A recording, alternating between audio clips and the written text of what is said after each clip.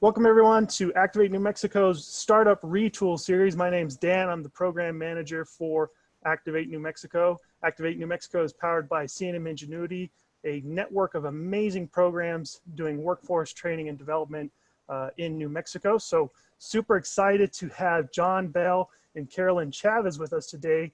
They will be talking about marketing in the next normal, plus how, it's one thing to learn the strategies, and then how do we actually leverage local resources to get the training in digital marketing and other technologies to be able to implement these strategies. So I want to do a quick round of introductions, and then we'll jump right into Mr. Bell's presentation, and then we'll learn a little bit more about the resources that startups and small businesses have access to. So good morning, John, Carolyn, how are you all doing this morning?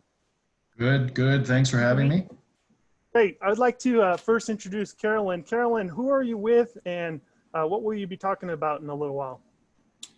Hi, I'm Carolyn Chavez. I'm a senior program manager for C&M Ingenuity. So I have the pleasure of working with Dan in our day-to-day.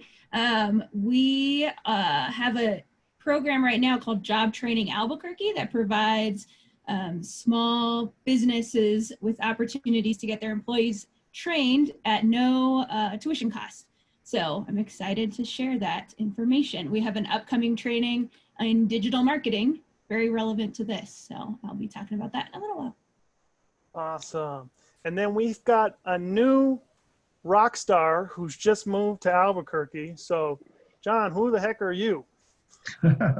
All right. Yes, I am actually in my second week of living in Albuquerque, which is awesome. I'm grateful to be here. So I'm John Bell. Currently, I lead up enterprise digital marketing at Travelers Insurance, which is a rather large company based on the East Coast, and have been building a digital marketing practice there over the past 7 years, and participating in digital transformation at the big company side, which, as you can all guess if you didn't know already, just like small and middle-sized businesses, just took a huge acceleration with COVID coming in in March. And prior to Travelers and kind of applying all these principles to a big company, I worked for 13 years with Ogilvy and Mather, Ogilvy now, building a global digital marketing consultancy, which actually applied new principles like social media and so forth and so on to companies like the Ford Motor Company, Nestle, Unilever, American Express, and so forth. And again, plenty of experience working in the startup and innovation space with Travelers, a part of the team that shepherds our relationships with the InsurTech startups that we work with through accelerators like Plug and Play and startup boot camps around the world. So I'm really excited to be here and share some lessons and, quite frankly, learn also from the audience later on as we move into remote. Awesome. Yeah. So we're super excited for you to be here. Welcome to New Mexico. I've heard that you've been meeting a lot of the stakeholders. So thank you for putting yourself out there and letting yourself sharing your wisdom. Carolyn, also thank you so much for being here today to let us know about these local resources, because we've got some amazing resources every week on this Retool series. And so I think we should just jump right into it. John, do you want to go ahead and share your screen and get set up? Let's do that. All right. I can see your desktop and a rock and roll start. And now I can see your presentation. So again, let's take it away, John. Thank you very much, Dan.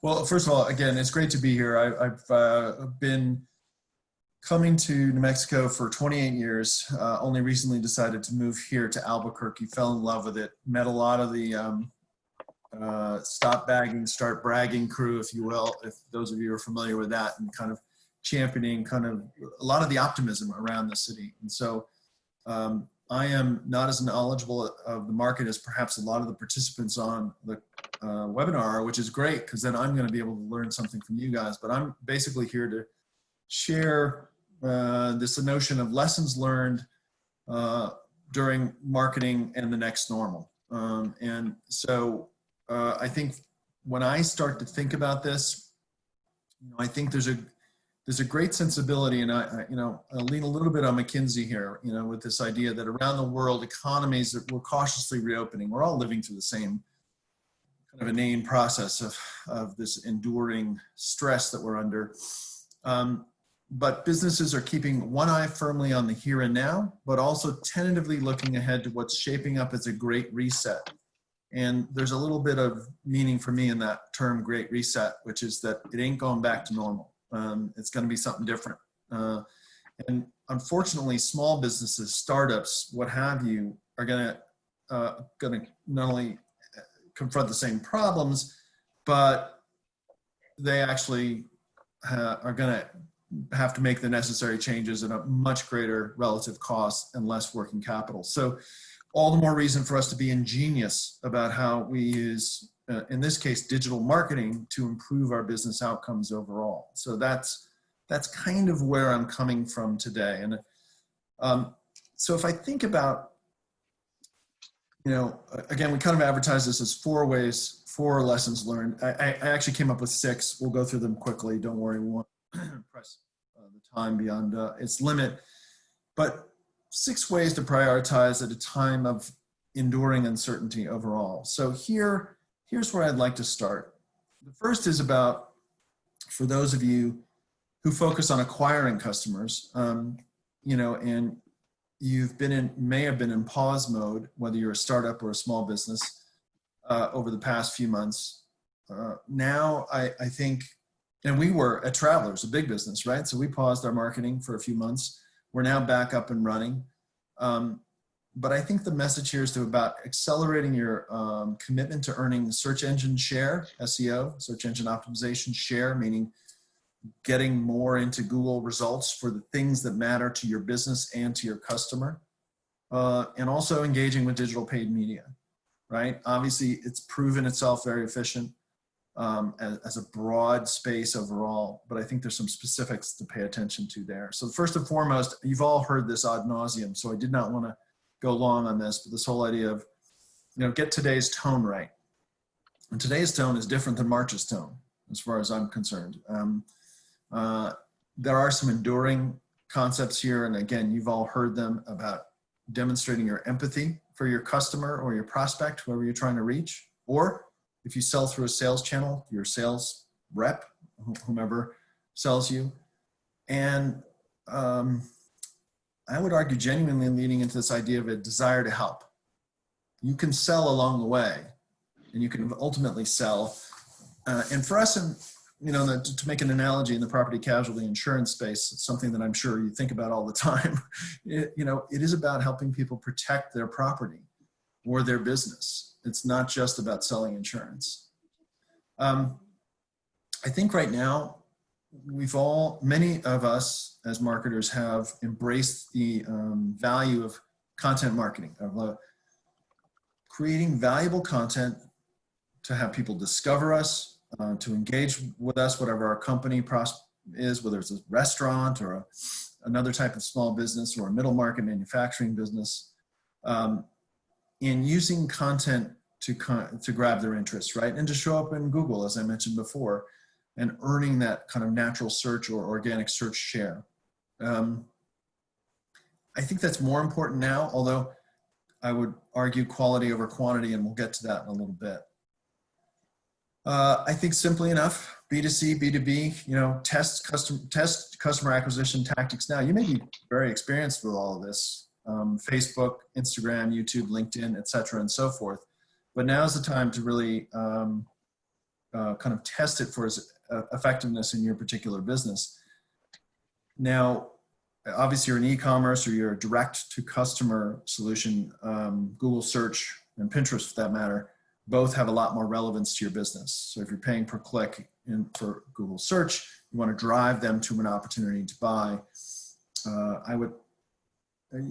Some of the folks on this may feel differently. I would argue that Google search is best suited for e-commerce over other offers. We'll talk about that in a little bit as well. And then B to A to whatever. That's my business to agent to customer or business. So we sell through independent agents. A lot of financial service companies sell through financial planners. I mean, many of you may sell through a channel. We leverage a lot of social selling techniques, building relationships up online. We use LinkedIn, obviously, but LinkedIn Sales Navigator, a little pricey on the, per seat basis, but it's a tremendous research tool, a tremendous way to nurture a relationship in a business that you're trying to sell into, if you're a B2B player, or if you sell into an agent channel overall. Now, there's a lot going on right now. Many of you have been maybe paying attention to the boycott in Facebook. And hundreds of brands have paused their spending in Facebook for July. I've been participating in the Stop Hate for Profit phone seminars that the NAACP and Color of Change and others have been running to kind of explain their objection and pressure that they want to put on Facebook. You got to make your own choice.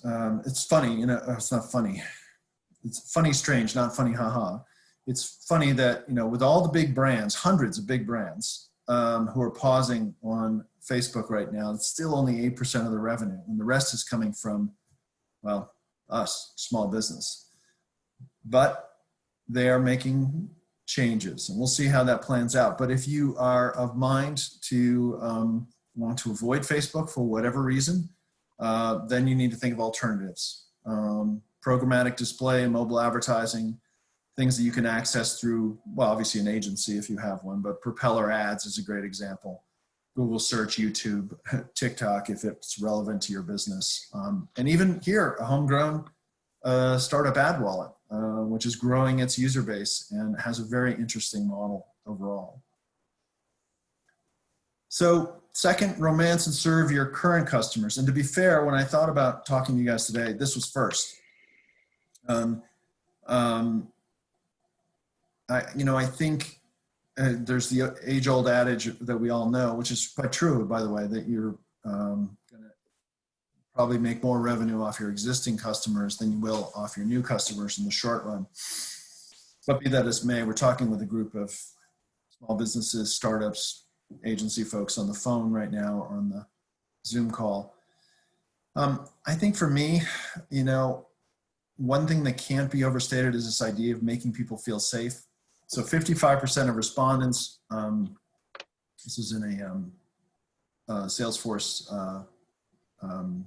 piece of research, said the top priority was to help them, make them feel safe. So Starbucks has done a good job of this. It's obviously not a small business, but one that's embedded into a lot of communities, and lessons can be learned from them, right? And so the how-to guide for digital ordering at Starbucks, one of many, many pieces of content, quite frankly, to show up well in Google search, keep that in mind, out there to help people do business in a safe way with the particular company. I flew a month ago. I'm not happy about it. I'm not proud of it. I had to fly out here actually and back to Connecticut, where I was living at the time. And I was shocked by my airline and how little they did or communicated what they did to, make the experience safer and more hygienic, if you will. And only today or yesterday, actually, did I start to see some new communications from various airlines, United include, as one of them, that actually goes out of its way to say, here's what we're doing to keep the air clean in the airplane. Here's what we're doing to keep the seats clean. And the same is true for a small business, a restaurant. In my own community, I have, restaurants I go to that are very proactive in terms of keeping me safe and communicating it, and others that are a bit more chaotic. And, I'm going to gravitate to the ones that help keep me safe, mostly because they're showing that they care. Think about that. I also think it's a great time to give them something special. And again, here's a lesson from a major brand, but we have a lot of entertainment brands here in New Mexico. MSG Entertainment, they own the Rockettes, Radio City. If anyone's ever done that, I did as a small child. I refuse to admit whether I've been there since, but the Rockettes actually offer weekly fitness instruction via an Instagram video channel that they manage, and all coming from the performers, the dancers themselves. They're free. They keep the audience connected with the brand when there's no way to participate because there's no, obviously, performances going on overall. And And again, just think about the ways that we can help our current customers continue our relationship with us. And some of them will be loss leaders. They won't be things we can make money off of, but they'll pay off, I think, in the long run. So those are two things. I think the third is about creating regular, meaningful, I would argue increasingly personalized communications overall. So interestingly enough, same piece of research, social media usage spiked. I guess you would all say that's common sense, right? 54% of consumers noted spending a lot more time on social media services, some with an increase as much as 25% as opposed to pre-COVID times. You know, again, pointing out the obvious perhaps that we all understand, but our customers are there. And there is a certain amount of noise out there, a lot of content, a lot of noise, both in social media and other marketing channels. We don't want to contribute to that. When we paused our marketing at Travelers, that was one of the concerns we had. We just didn't want to contribute to the cacophony that people were wrestling with. But quality engagements, quality content matters more. So quality over quantity. We actually designed a small business guide, Reopen, Reinvent, Grow business guide to get beyond, well, to help small business face, you know, what's imminent for them, which is reopening. But actually it was also about the next stages of that. So reinventing your business. Again, my kind of hypothesis is that things won't go back to normal. And the stress of what we're wrestling with right now will actually endure for some time. So now, if it's possible to reinvent your business somewhat and figure out what lessons you've acquired and learned by delivering food curbside, or by transacting a lot more digitally, or by offering even new products and services, excuse me, that than you have before. Now is the time to do that. So we've got things like employee training to consider during COVID-19, and should you pivot your business model? You know, should you take something bigger? And then driving customer advocacy. There's a lot more in there, but for us, it's about trying to be of use to our customers, not necessarily push insurance overall. We know a lot of our small business customers are under a tremendous amount of stress. Some won't, perhaps their businesses might not survive the economic pressures they're under, and that's terrible. And we're trying to find other ways to kind of help them in more material ways as well. So, but for the average marketer, I think quality content, not quantity, matters more today.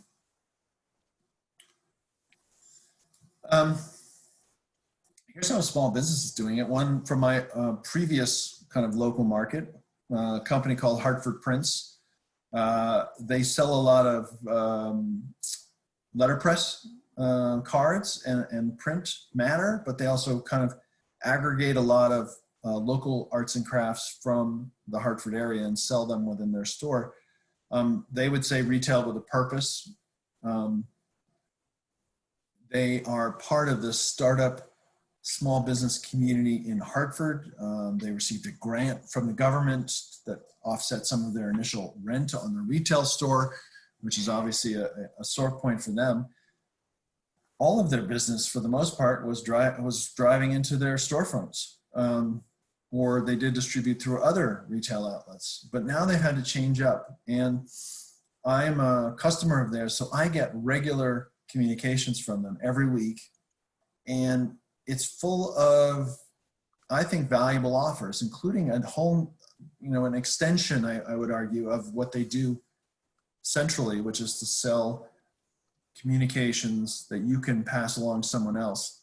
Anyhow, stay safe. Send snail mail is really about, you can have them send the card that you buy from them on to whomever you want it without ever having taken possession of the card. You can do it all digitally. It's a very clever way of kind of extending what they already did.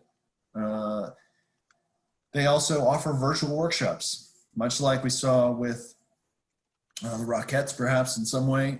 They're offering virtual workshops in letterpress printing.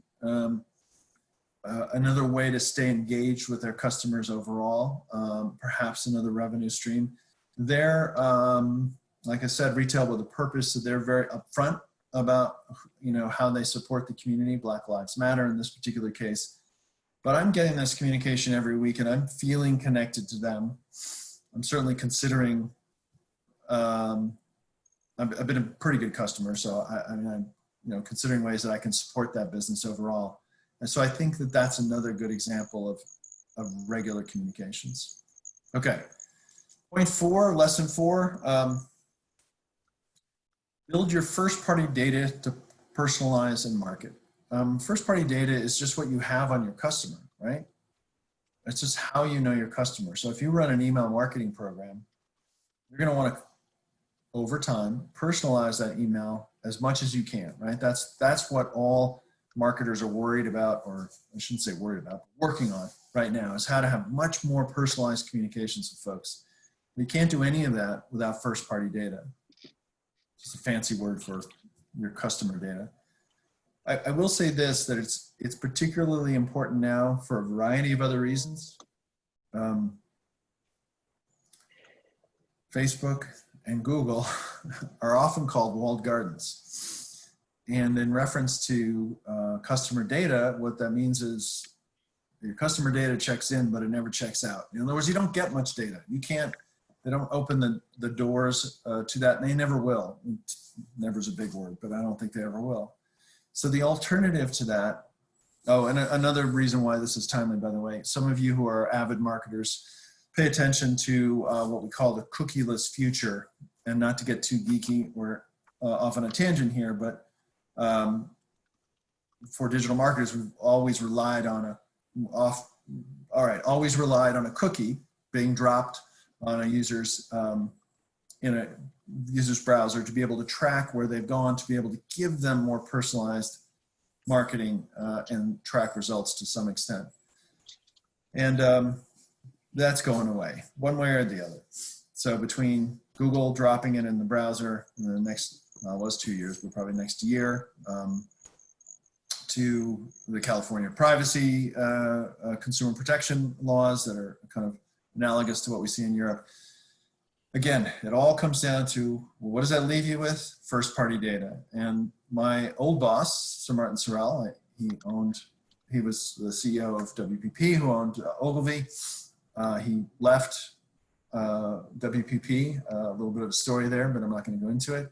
But now he started S4 Capital, which has a whole nother roster of pure digital plays. But he says, it's clear to me that, that understanding the role of data and programmatic and how that fashions highly personalized content at scale is going to determine the future of marketing. Much smarter guy than I, telling us that we have to pay attention to this. So what does that mean? You're building a foundation, which kind of sucks because you don't seem to be reaping a reward tomorrow on it, but you will. Start with always getting your customers' email addresses, collect phone and text information, as well as what their contact preferences are. How do they want to be contacted? Connect their contact information with purchase history and allow these customer data profiles to grow over time to include preferences, interests, and future information. And a lot of implications in there. It suggests you may have a CRM system, a customer relationship management system. All of those things, I'm not saying they're super easy, but they are accessible to even the smallest business or even the earliest startup today. All right, that's 4. There's 2 bonus ones we'll go through quickly. One, now is not the time to rely on assumptions. Any data you have from 6 weeks ago, let alone 6 months ago, is already out of date. Andrew Reed, who has a research company, Rival Tech, talks about this, and it leads me to this point of collecting regular feedback and insights from your prospects and customers.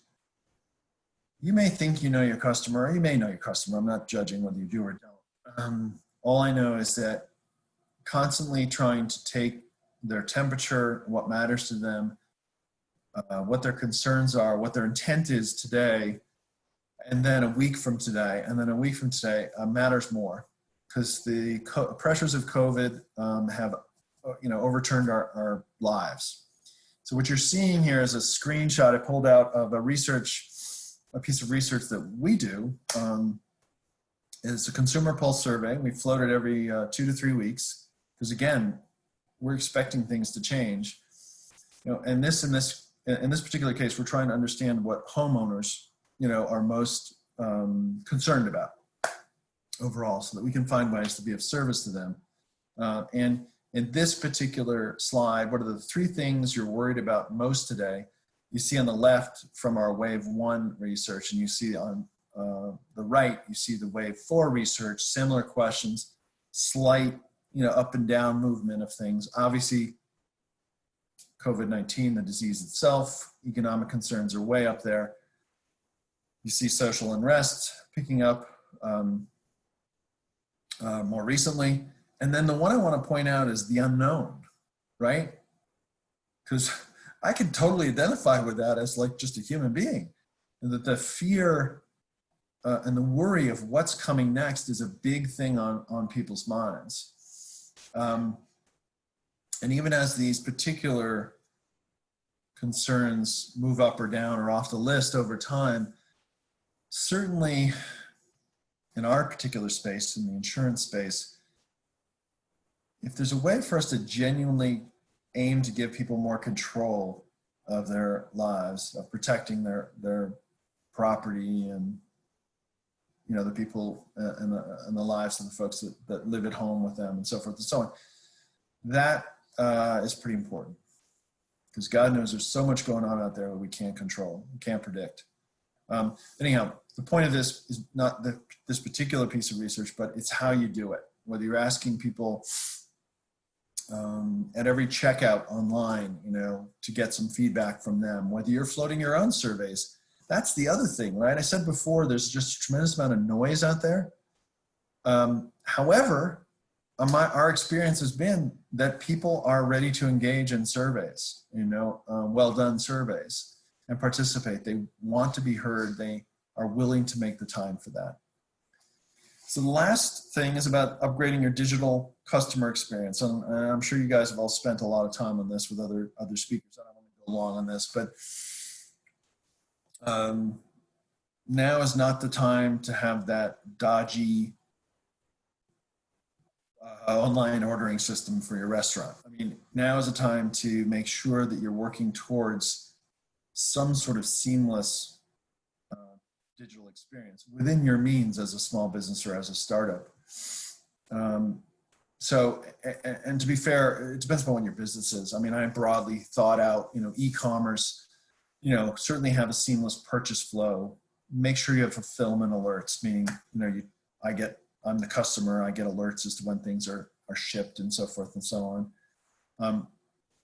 Whenever possible, enrolling me in a CRM for remarketing in the future, me, the customer, again, in this example. And there's a lot of resources, most of which I'm sure you know about. Facebook, as you know, launched shops recently. It's interesting to see whether that's going to gain some ground over, those small businesses that use Shopify or other platforms like Etsy, Amazon, and Weebly. If you're a business-to-business service or basically work with leads and lead management, custom landing pages. If you're going to do digital marketing, you want to send people to a custom landing page with a call to action to call you or submit the form or whatever. So having that capability, which again is not highfalutin, it's well within the means of most small businesses and startups. Making sure that's all integrated into your campaign management. So we use Salesforce as our Salesforce Marketing Cloud as our kind of campaign management system, but there's many others, obviously more accessible or less expensive, HubSpot, Insightly, and so forth. And if your business is about growing consideration, meaning your website is not meant to transact, necessarily for one reason or another, it is about doing SEO research. What are your prospective customers looking for, via Google search? And what can you therefore provide to answer the questions on Google search, having your content appear higher up in search results, making more people aware of you? You see where this is going. Back to better useful content, clear calls to action. CTAs. And, you know, there's a lot of resources for that. You can obviously do your own SEO research, just right on Google AdWords using the keyword planner, for instance. You don't need necessarily to farm that out.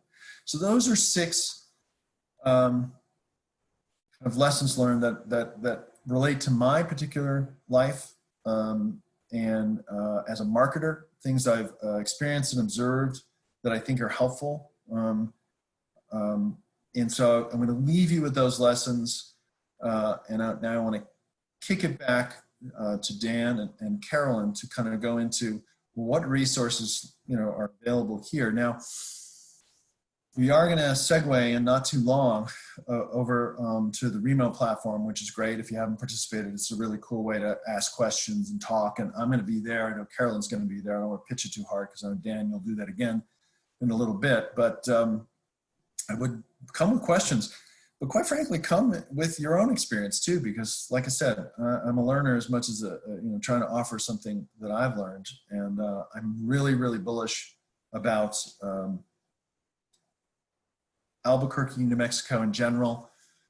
You can reach out to me via my contact information here. I'm sure it'll be made available through Dan's magic channels overall. And, you know, as I move full-time into Albuquerque and New Mexico, you know, I will be looking to work with startups to help you get off the ground or get to that next funding round or whatever your particular goals are overall.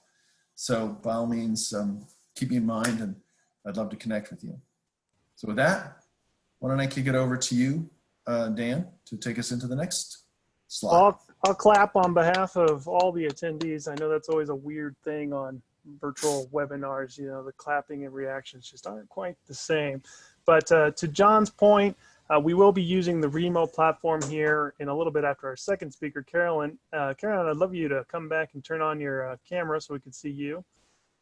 So if you're new to the platform, open up that YouTube link there that I put in the chat and have that, you know, watch that 2-minute video on how to use the platform. I know a lot of folks on the call have been using it with us week to week. So we will send out that link after our second speaker.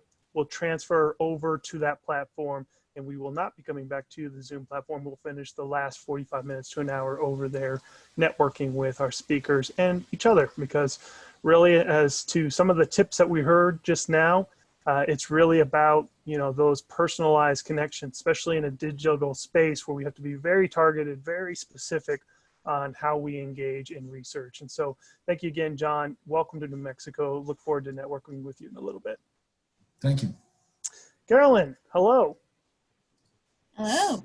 So we've heard some amazing tips to market in the new norm.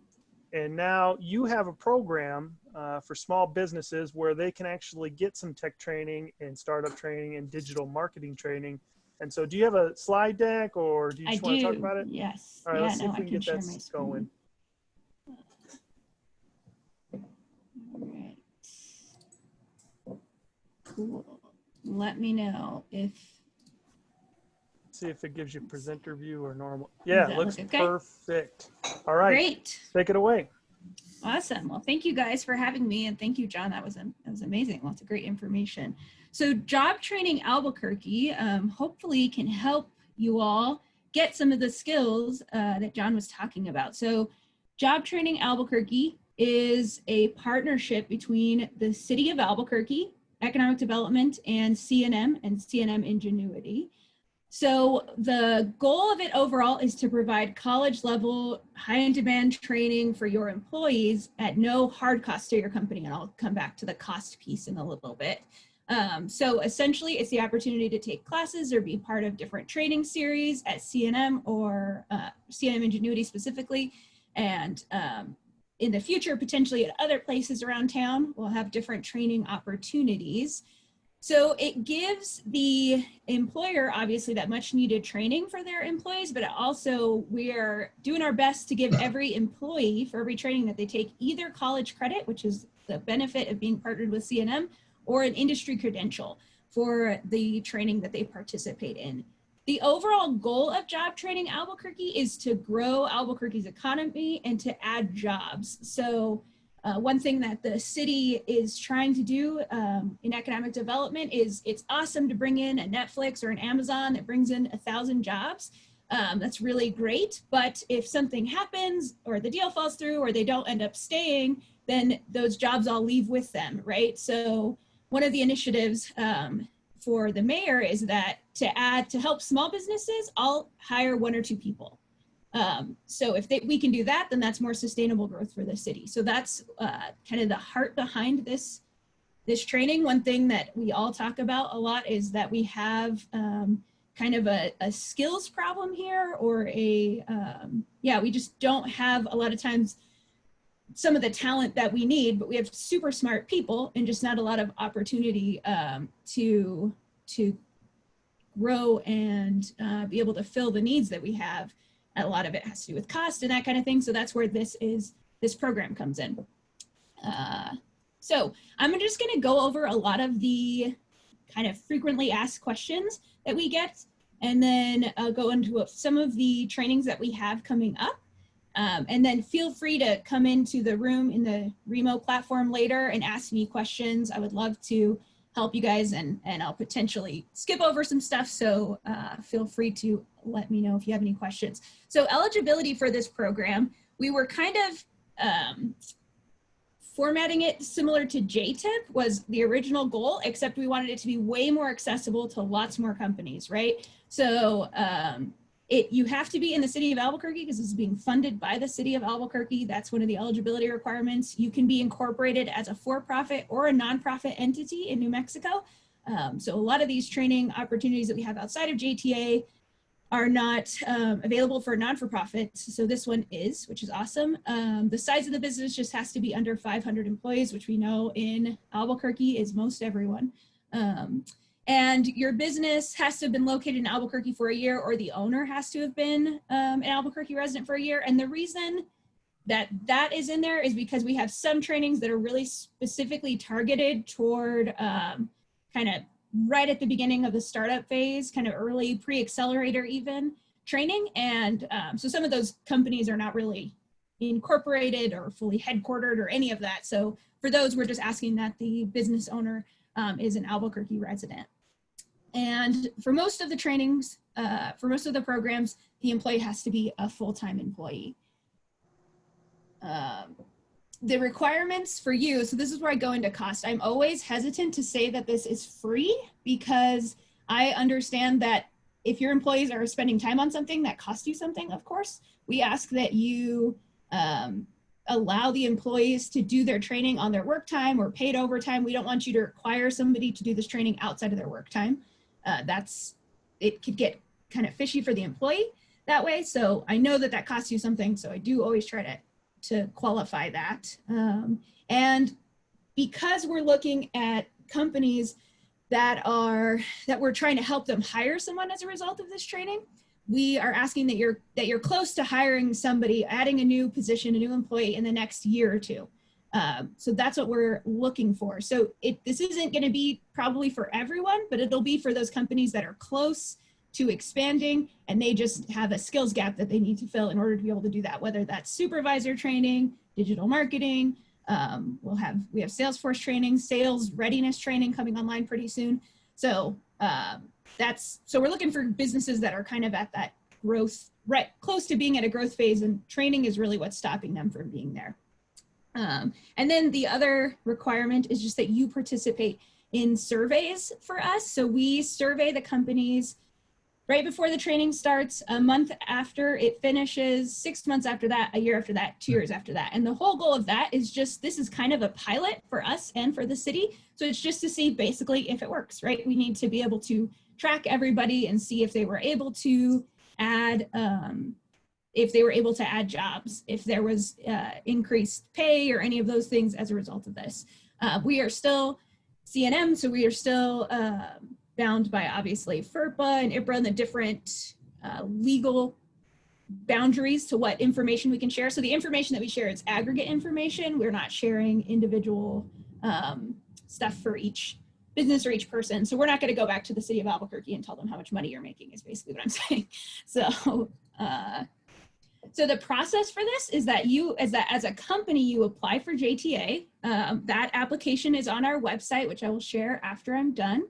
Once you are accepted into JTA, sometimes that application, I'll follow up with a phone call. We'll talk through the requirements, the eligibility, your business's situation, and just make sure that it's a good fit. Then you'll receive an acceptance letter from us, a email with registration forms for the specific employees and the specific training that you're trying to take. So the JTA application is overall for the program, and then we'll do registrations for the specific training. You will fill those out for each person, and you'll also fill out your pre-survey to get started. So all those things need to be in place before the employees start. Then they just take part in the training, and then you keep up with those post surveys that we send you afterwards. So it's pretty simple. This is the training that we've been talking about. So one of the trainings we have coming up is a digital marketing series. It's 5 classes. You have 7 weeks. It's all online, self-paced. You have 7 weeks to complete each class. We designed this curriculum in a partnership with Facebook. So it's a really strong curriculum. We estimate that it will take your employee about 6.5 hours a week. Obviously, it's self-paced and everybody's different, and it just depends on learning styles and all that kind of stuff. So we just like to give that kind of estimated time, because we know that you have to budget some time for your employees to take part in this. So another question that I often get asked is, can a business owner take part in the training? And yes, they can. So if you, as the business owner, want to learn the digital marketing kind of stuff, and that will help you increase your business and hopefully grow your business so you can hire a few people, then we would love to help you do that. So our deadline to apply for this program is August 17th, and the start date is August 31st. And that just gets you into the first one. Since these are 7-week classes, it'll run you for about 6 months or a little over. So just prepare for that, how long that takes. And we run this one fairly often. So if this start date doesn't work for you, reach out to us and let us know, and we will try to get you into the next training. I'll go over a couple of other trainings that we have besides this digital marketing one, just really briefly, just so you can see some of the other stuff that we have coming up. We have our Supervisor Academy. This one is actually 10 weeks. It'll be on Zoom Fridays from 9 to 4. So they'll give in lots of breaks. It's a super long time to be on Zoom. But this is an awesome series. Every week is a different one of these topics covered. We have local people come in and share, like for employment law, we have a local attorney come in and talk about that. We have people in HR come in and talk. It's a really strong program. I've actually gone through it. And yeah, this one's awesome. So we say that it takes 6 hours because that's how long you're on the call. There's no homework or anything for this, but we see a lot of good outcomes for businesses that take part in this. This deadline to apply is actually wrong. I'm so sorry. This starts September 11th, I believe. So the deadline to apply, oh, maybe that is the right one. Yeah, that is the right one, sorry. But the actual start date is in September. Okay, yes, and then we're also going to, this is a CNM Ingenuity program, the IT Pro Series. This is a heavy lift program. It takes a lot. We say it takes about 10 to 15 hours a week. They usually meet either Tuesdays and Thursdays or Mondays and Wednesday evenings. I'm not sure what those nights will be this time, but this is an awesome training. You can participate in each of these and get these different industry certifications in IT as you go. So yeah, the deadline to apply for this one is September 25th, and it starts October 12th. We also are coming up with new trainings in UX, UI, sales readiness, Salesforce administrator, like I talked about. These ones are coming up this fall, these first 3. Operations management, project management will also potentially be in the fall. Operations management will probably be in the spring because we're still building that series out. So yeah, those are some of the new things. We also have this survey on our website. This is a great way for you to give us feedback. We can create training. We can engage different trainings that CNM is already doing or other partners in the community. So in this survey, you have the opportunity to tell us what really your business needs or what different business needs you see in the community as far as training goes. So this is a great way to just give us that feedback. I will say this is an anonymous survey, so if you want us to contact you, I would just fill out a contact form on our website, which is jobtrainingabq.org. So yeah, if you want somebody to connect with you afterward, which would be me, do the contact form instead of the survey. But the survey is an awesome resource for us. This is my contact information, which I guess I could put in the chat. So if you have any questions, feel free to reach out to me or visit our website, fill out a contact form. We'd love to connect with you. Great. Wonderful program. I will be the clapper for all right now. There are some great questions coming in. I'm going to actually, encourage the speakers, both John and Carolyn, to go ahead and head over to Remo for your tables. Because I know there's sometimes some wonkiness with the allowing Chrome with your camera. So while the speakers are headed over to the Remo platform, I wanted to, again, encourage you to participate in that survey, encourage you to welcome John and get connected with him in New Mexico. I'm going to give a quick overview about Remo, and then I will send you the link to move over, and then we'll deal with all the technical challenges of trying to cross the chasm. So let me share my screen real quick. And again, here's the survey. I went ahead and put that in there, and we will have that in the follow-up email. We have a survey as well, which will be in the follow-up email. 4 questions. Would love your feedback. As an entrepreneur, I'm always looking for feedback. More about the accelerator program. Let's move over to Remo. So this is what it looks like. It looks kind of like a Minecraft-y block, colorful space. And when you come in, you will land at the first table, and you'll have this little head icon to represent you. I encourage you to go ahead and fill out your profile with your LinkedIn and stuff so that people can connect with you on a platform that's not Remo. And so you'll land in here, and the key to this platform is the double click. So if you want to join, you double click. You can see TJ just joined there. So now TJ and I are at the same table. You won't see anyone until you turn on your camera. And you can see TJ and I are dancing at table 1. Over here on the left-hand side, you'll have the John and his digital influence mapping project. You can find a link to his website there. So you can go over there, double click, and then you'll have John over there. You'll unmute yourself, and you'll be good to go. If you want to see your faces in an actual tile view, you can just click tile view, and then as more people come into the room, you will see their beautiful faces. Back to the floor, I want to go over here to talk to Carolyn. I'll go over here, and you can see Carolyn is in here, and that is what we're doing in there. So I will be at table 1 to help you out. Double click to table 1, and let me share the link. We will not be coming back to this platform, so we encourage you to stay and network. The link is in the webinar chat. Go ahead and click on that and join. And remember to allow the web browser to access your video info. So that's where we'll be at. I'll stay in the Zoom to help anyone get across the chasm. Other than that, thank you so much for attending the webinar portion, and we'll see you at the social portion.